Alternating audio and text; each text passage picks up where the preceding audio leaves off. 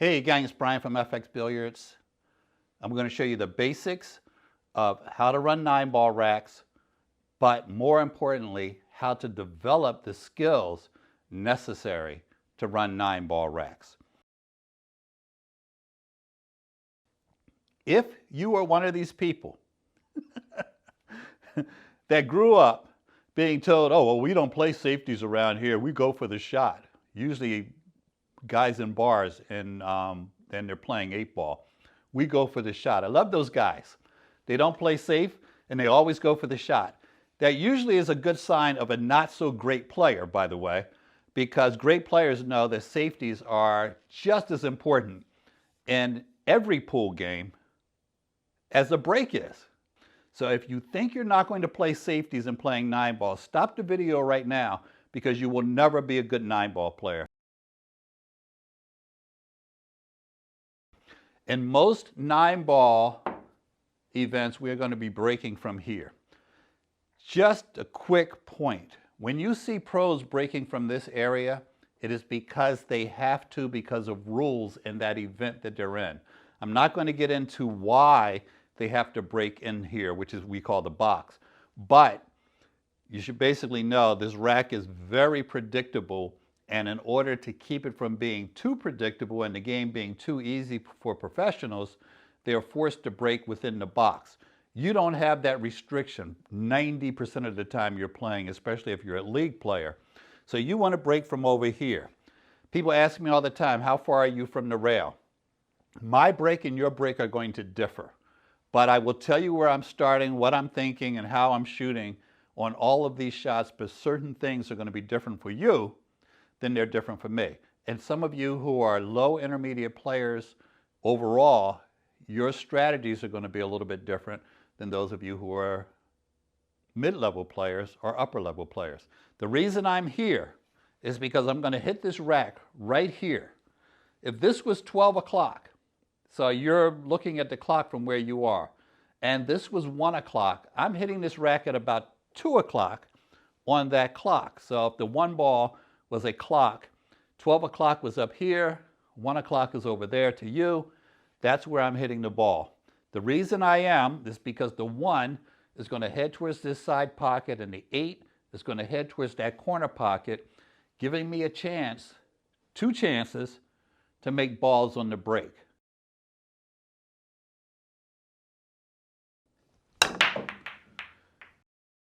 We sent our 1 ball over to the side pocket, didn't go, so it came down here. I intentionally brought the cue ball down here. So we have a shot on the 1, we have a shot on the 2. I did not make the wing ball, which was a mistake on my part. I should have hit him a little bit softer. I probably would have made the 8. But we are now opponent B. So shooter B has this layout at the beginning of a 9-ball rack. What do? As a beginner, you are not going to run many, if any, ever 9-ball racks. I'm going to show you how to practice so that you'll be able to do this a little bit later, but I just want to run this one so you get a sense of just how we think about these things. So I have a shot on the 1 that is just about straight enough that I can draw back here and get on the 2. I am already on the 3 ball in my mind. The reason I want to be back here, because by the way, that 2, I could sneak it in the side if I really got aggressive. But the reason I want to be back here is because the 2 coming this way will drop me on the 3 automatically. The 4 is already sitting in the pocket, and the 5 is at that same end of the table. Even though it's not connected to the 4, it is close enough that I think I can get on that 5 just by coming out here on the 4. The 6 is probably going to go in the same pocket as the 5, and the 7 will be going where the 4 is right now. Most likely, after playing the 7, I am going to play the 8 in that side pocket. I might audible and play it in this corner pocket, but I'm going to play it most likely in that side pocket, and the 9 is going to go there at the same spot where the 4 is. I already figured all of that out. As an intermediate or beginner player, I don't expect you to know where all those balls are going to go. The thing is, a lot of players think they know. I know a lot of players that could tell you where all of those balls are going to go, but they can't get to the place that puts those balls in those pockets. That's where the challenge is in 9-ball. Your decision making in 9-ball is very, very simple. But the skill set that you need to make those decisions come true, that's where the challenge is, and that's why so many players are frustrated when they're playing 9-ball. So let's run our balls. 1, 2, 3, 4, 5, 6, most likely. 7, 8, most likely. 9. Little draw shot here. We're coming back here so we can get relatively straight.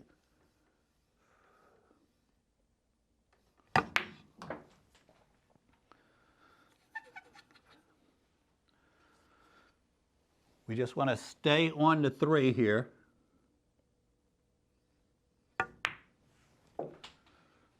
And when I say stay on the 3, I mean it should be makeable. We have a lot of space here. We have a very thin cut, which means our cue ball is going to be rolling. It's going to be rolling pretty quick. Most players are going to overshoot this. I should say amateur players, intermediate players and below are going to overshoot this and maybe get on the wrong side of the 4. This is not easy to stay on this side of the 4. So you have a choice. You can roll it in very slow and soft and stay on the 4. You can go up and back. Many people want to go up and back. That is not the key. Learn to shoot the ball soft. Okay, if you can't shoot the ball soft and make them, you're going to have a lot of complications. So now we're on the 4. Not a beginner shot, but I'm bringing it out here so that I can see the 5. I only need to get to the point where I can see the 5. But I'm going to stand over here and see just how far out do I need to get. Another option would be to go forward with right-hand English. Come around here and get on the 5. I don't like that idea because there's a lot of traffic over there. So let's see if we can draw out and get on this 4 ball. I'm sorry, from the 4 to the 5. A little bit far, a little further than we wanted to be, but you know what? We're okay. I'm not scared of this cut shot. The only thing I'm scared of, is that when I make this 5, I'm going to come off of these rails and my cue ball is going to get a little bit lost, but I'm going to shoot it at a pace that will put me back on the 6 ball.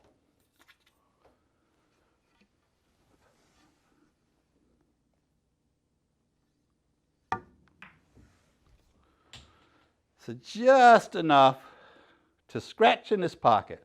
Let's pretend I'm much better. And I stopped it there. So we're going to play top on this 6 and we're going to come back out for this 7. That was a good shot, but I can't help it if I rolled it a little too far. So now we got on our 7. I told you earlier the 8 was either going to go in the side or in this corner. So I look at things here and I say, you know what, I think the corner makes more sense right now. So I'm going to go over and back over.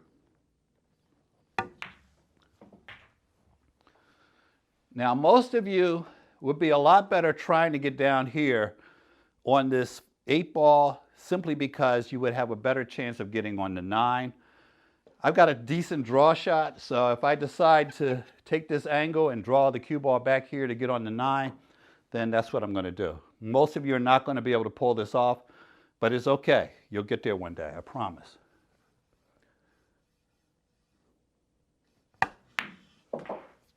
And we get on the 9. And it's a wrap. I'm not going to move the magic rack. I probably should, but we're not going to move the magic rack. So that's how we run a 9-ball rack, with the exception of we don't scratch here, okay? But we had a very tough shot on the 5. All my fault. I got bad on the 4. Now there's a lesson in this, so I'm kind of glad that I scratched in that pocket, because a lot of people say, oh, my run broke down when I shot that 5 and I scratched in this corner pocket. That's not where your run broke down. The run broke down, if you recall, I played the 4 in this pocket. And the position that I got on the 5 put me in a spot where I had this crazy back cut. So then people say, oh no, then your run broke down on the 4. No, it was my position from the 3 to the 4 that caused me to have to do what I did on the 5, which caused me to scratch. Breakdowns in your runs very often can go back 3 or 4 shots. If I get an easier shot on the 5, I can't scratch here. If I get the right position on the 4, I'm on the 5. And if I play the 3 properly, I get on the 4 in a way that I'm on the 5 with an easier shot. The 5 to the 6, not easy, right? Because I knew I was going to be all the way down here, but I had to hit it with such speed only because it was impossible to not put speed on it and make it in that corner pocket. So keep that in mind when you're playing 9-ball. Your runs don't break down on the shot that you miss. They break down on the shot that is the genesis to that miss, which might be 2 or 3 shots prior. So just understanding that concept, you understand why your position is so key in 9-ball, where in 8-ball you have been getting away with a lot of stuff because most players, I'm going to just say it, most intermediate players are out of position in 8-ball most of the time. One more time, you are out of position in 8-ball most of the time unless you're a high intermediate player because you have so many options left though. Because you don't get to shoot in 9-ball, you don't get to shoot the 4, be out of shape on the 5, and then say, oh, well, I'll shoot the 7 instead. You can't do that. That's what makes this game so frustrating for players, is that they don't know how to get from the 4 to the 5. They know how to get from the 4 to some other solid ball. It's basically what they've been doing while they're playing 8-ball. So I'm going to teach you right now how to develop the skill set to go through a rack like that and run them, not scratch, and develop your rotation game so that you have a good head start to playing 9-ball. How do you learn to run a 9-ball rack? You first learn to run 3 balls. A lot of you watching this, if you had a race to 10 against the ghost with 3 balls and ball in hand, you would lose. A lot of players, most intermediate players with 4 balls on the table are a long shot to win a race to 10. What does the race look like? If I have ball in hand and I shoot these off in numerical order and I miss, then the ghost has 1 point. Our race to 10, actually we have a score card right here as well. Our race to 10, the ghost is 1 and Bryan is 0. If I run these off that I've randomly tossed out there and I don't miss before I get to the 3 or the 4, whichever ball is your highest ball on the table, then I win. When one of us gets to 10, that's our race. Most amateur players will have a hard time with 4 balls, okay? You're going to start with 3. This is the way I learned to run 9-ball racks, with 3 balls, not 9. 3 balls. Start with 3. All you're going to do, you take ball in hand.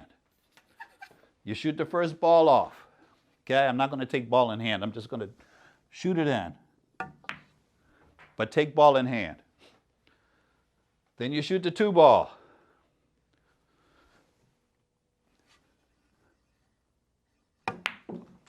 And then you shoot the 3 ball. I would suggest you call the money ball. Get accustomed to calling the last ball, corner pocket. I don't care if you slop the other ones. Call the money ball. Why?